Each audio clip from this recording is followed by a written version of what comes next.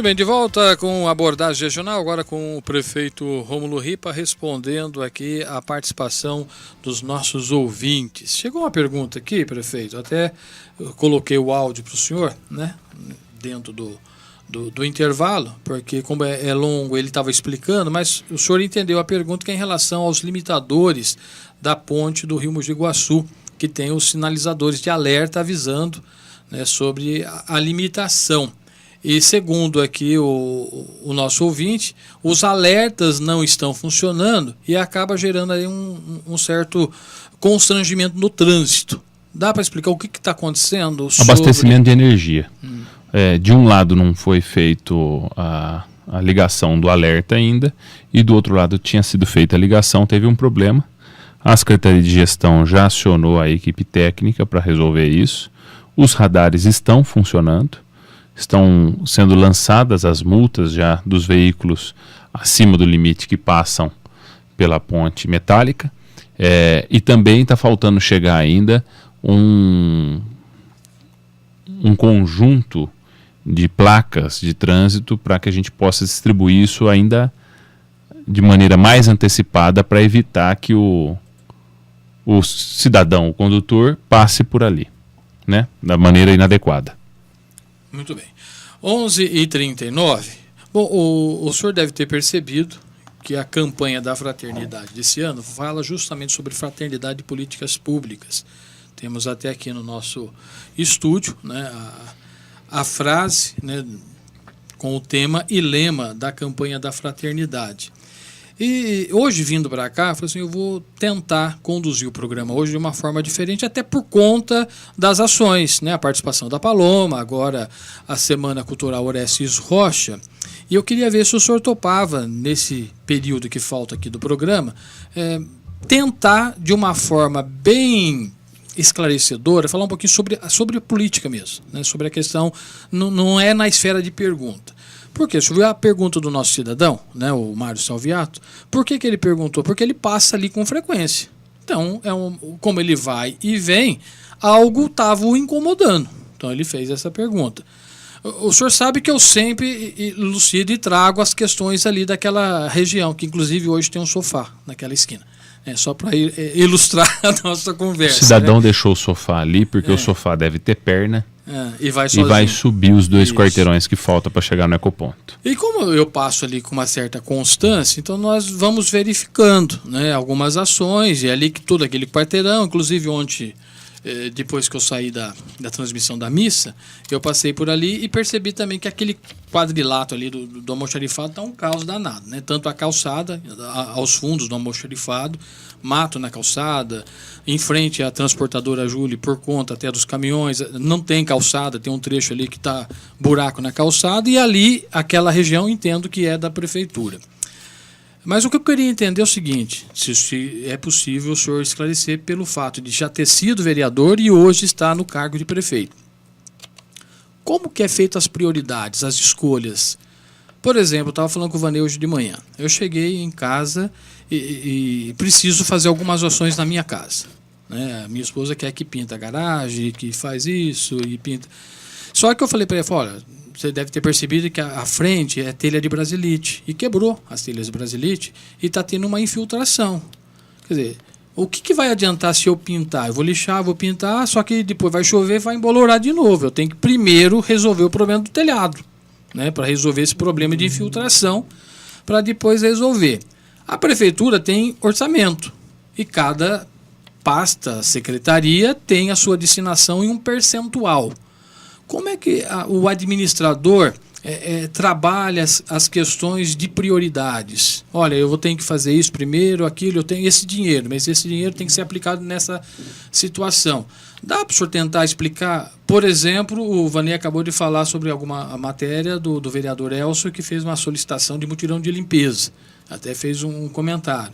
Já foi feito isso, uma proposta do senhor fazer nos bairros, a limpeza, a contribuição. Teve as questões de multa e depois da anistia das multas, em relação, inclusive, a terrenos, né, que foram autuados. Mas foi um conjunto de multas. Sim, mas não é algo genérico, né? De qualquer forma, com base na lei. Né? Chega a informação, aí você vai juntando. Que nós estamos falando, inclusive, da questão dos massacres. Não foi uma situação. Um fala que foi o videogame, o outro fala que ele sofreu bullying, o outro fala. Quer dizer, na verdade, é um conjunto de ações. Então, quando acontece no município, é a mesma coisa. Olha, o almoxarifado ali atrás. Para mim, isso me incomoda, porque eu passo ali todo dia.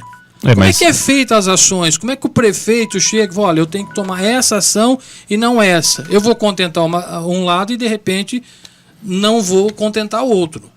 Dá para o senhor fazer uma explicação? Nós temos 15 minutos. Primeiro que é mais ou menos como na sua casa. Uhum.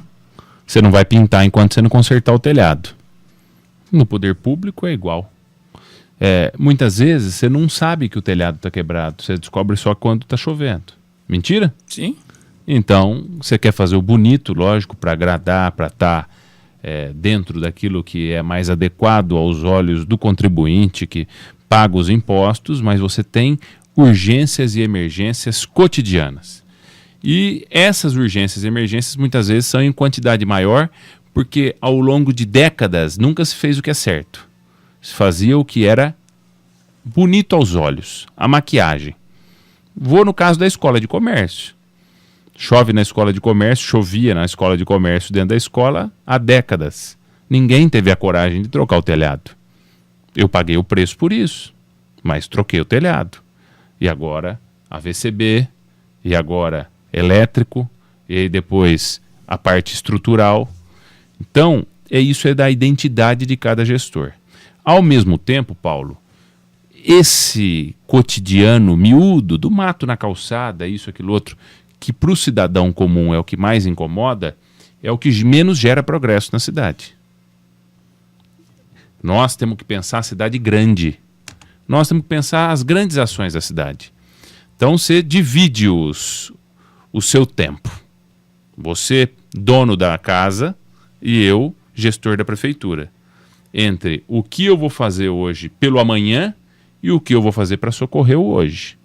Quando você lança um programa municipal de atenção à mulher vitimizada, um programa Vida Nova para atender o usuário de álcool e droga, quando você lança um processo de reforma da educação, quando você cria diretrizes para acolher as crianças nas escolas, um projeto político-educacional, que foi, eu acabei de falar que falta isso muitas vezes ao governo do Estado, quando você cria uma fila única, quando você manda um projeto de lei para a Câmara criando uma Secretaria de Segurança, criando uma Escola Municipal de Gestão, ações dessas, você prepara a cidade para o amanhã, porque senão você enxuga o gelo.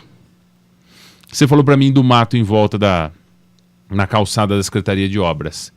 Se eu tiver que escolher entre limpar o bairro e limpar a Secretaria de Obras, eu limpo o bairro primeiro.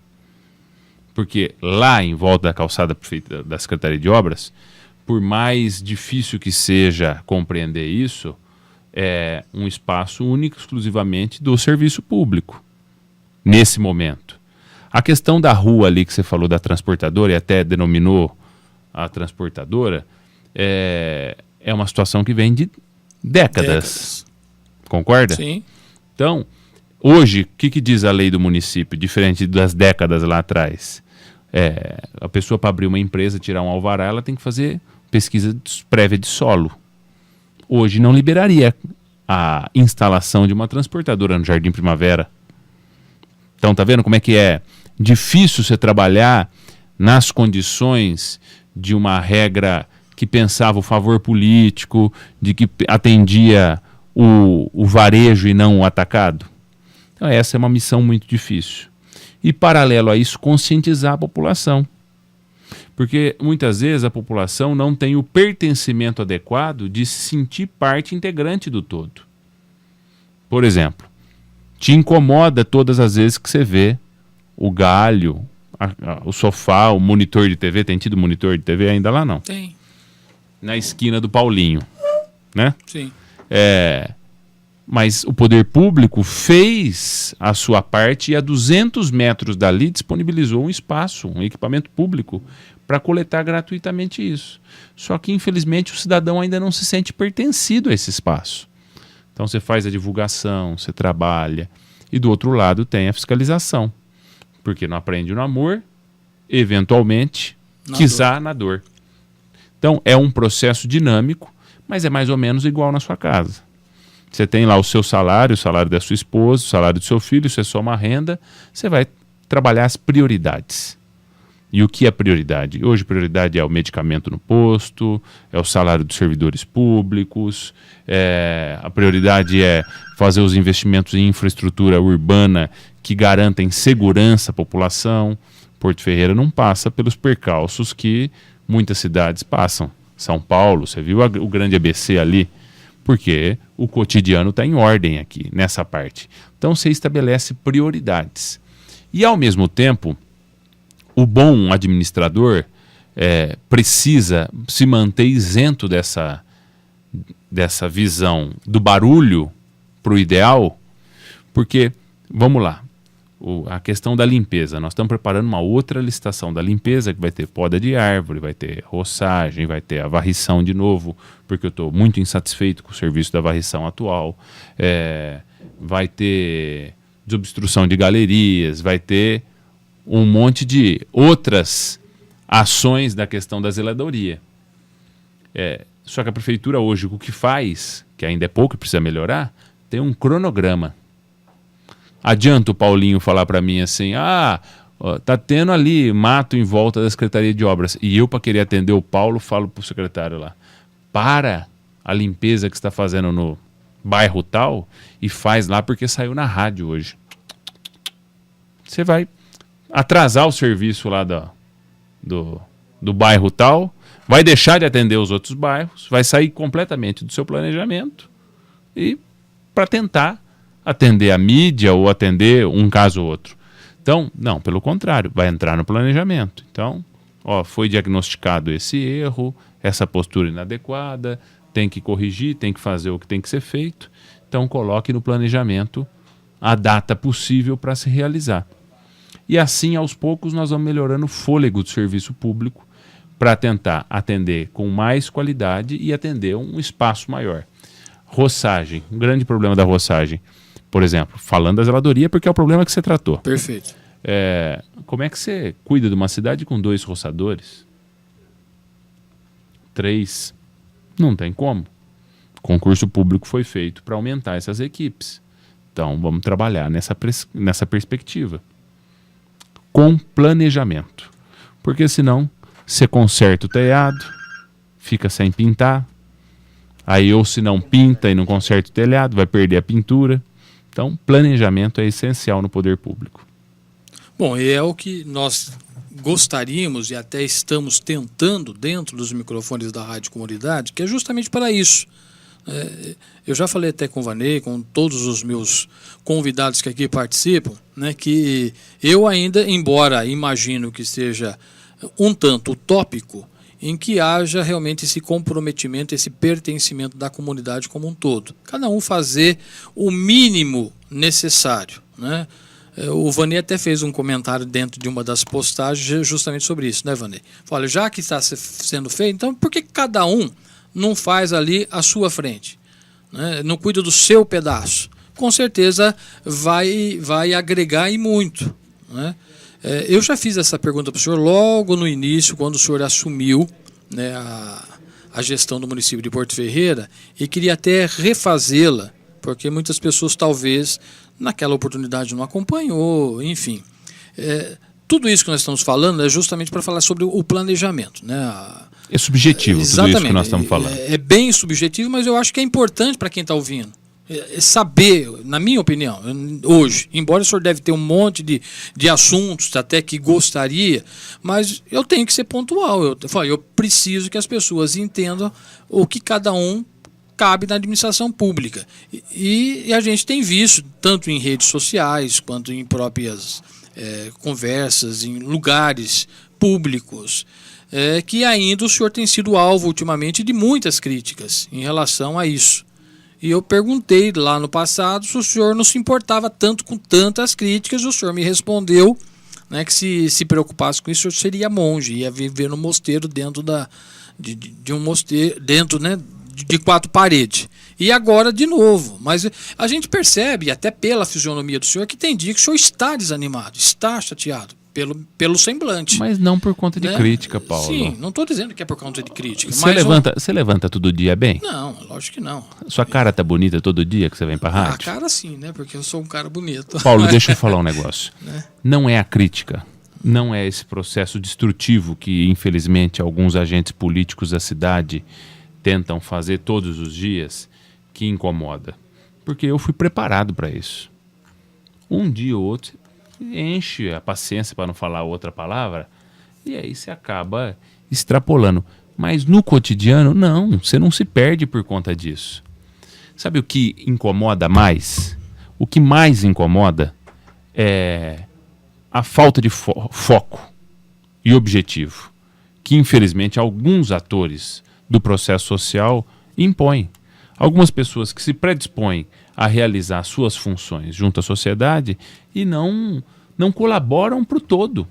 Então isso, às vezes, frustra a perspectiva da gente. Mas a crítica é do processo, a crítica é natural. A diferença da crítica local para a crítica estadual ou a crítica nacional é que quando o cara é prefeito, ele vai no mercado, ele vai na quitanda, ele vai no banco. Então a crítica, ela é personificada. Agora, para mim, que me preparei, não só para a chefia do executivo, mas para continuar na vida pública, galgando outras posições, se eu for me incomodar com crítica, eu estou no lugar errado. Você está numa posição de uma imagem pública. Sim. Um radialista. Se eventualmente alguém criticar o seu programa, você pode até se chatear. Mas você se coloca em predisposição a isso. Se você não quisesse, fosse trabalhar numa função meramente particular. Vai prestar serviço para alguém. Você está aqui prestando serviço para a sociedade, assim como eu. E em Porto Ferreira, aqui infelizmente nós temos um grupo político coronelista, assistencialista, que sobrevive da máquina pública há décadas. Você acha o quê? Que quando estão fora do poder vão ficar silenciosos? Tem saudade, né? Então, é natural do processo. Prefeito, temos 6 minutos. Gostaria que o senhor agora levantasse aquilo, né, de importante para nós nas próximas ações e planejamentos do Executivo. Eu acredito que esse ano é um ano que nós já temos aí muito resultado a mostrar. No requisito obra são mais de 30 sendo tocadas ao mesmo momento. Agora nós vamos ainda reformar a UBS da Vila Maria, que está com um problema muito sério de telhado lá também. E a UBS aqui do CS2, que foi reinaugurada em 2014, hein? Aliás, quantas reinaugurações teve o CS2 então. ao longo de tudo? Aí eu te pergunto, Nossa. Alguém fez o telhado? Então. Tá que nem a casa do Paulinho, entendeu?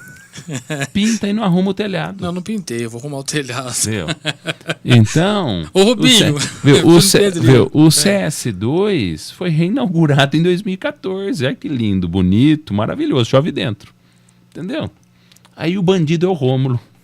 Já que é para falar da crítica. Não, isso não me incomoda, minha consciência está tranquila. Eu deito e durmo, eu faço o que é certo. Então, Vila Maria, CS2, Jardim Anésia. Estamos lá entregando ainda, agora no próximo mês, creche do Caíque. Vamos fazer a reforma do Mário Borelli. Tem a ampliação do Ruth Barroso, 5 novas salas de aula, todas as salas de aula com ar-condicionado, ampliação do pátio para as crianças, reforma da quadra. A revitalização de espaços públicos. As pessoas estão me parando na rua para falar ali da entrada do Salgueiro do Minhocão. Um espaço público existente há quase 40 anos na cidade, 50 anos, um monte de pinheiro feio, mato, e ninguém olhava para aquele lugar. Uma parceria nossa com o presidente da Câmara, que mandou uma emenda de valor até baixo para lá, está permitindo uma revitalização daquele espaço que vai embelezar o bairro, e quem passa por ali está se agraciando com o que vê. Então, ações bem pontuais. Nós não vivemos um período que nem foi o período do PT, da Era de Ouro de investimento, para fazer um monte de obra, mas o que faz com qualidade.